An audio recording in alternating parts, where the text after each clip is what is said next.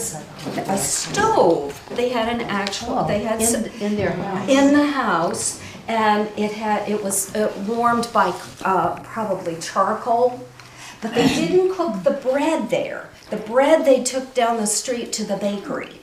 And he had an oven that looks sort of like our pizza oven, and I think it's because these just so weren't. hot. Yeah, and it just isn't set up for baking. But for other kind, and you can see the pots and pans are kind of not that different. And one of the sad things is that a really rich family would have a slave who's called the Scissor, the Scissor, because he was the chopper. He was skilled at chopping. He was a like person. scissors. Exactly, but a person, not a thing. And that's because they didn't use forks.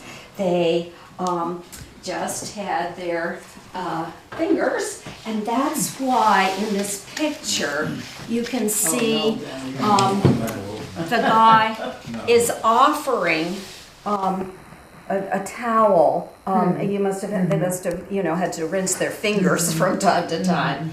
They did take off their shoes to eat in an elegant setting.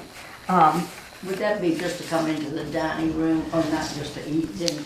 I think it was to eat because they're reclining on a couch, and in fact, there's a term to excuse yourself or be done with the dinner, or you're leaving. It's to ask for your shoes. Interesting. And as I say, you brought your napkin with you. I think that reflects the laundry difficulties, and you could be sure it was your napkin and it was clean, and then you could use it as a doggy bag. So So interesting. it's kind of efficient, really.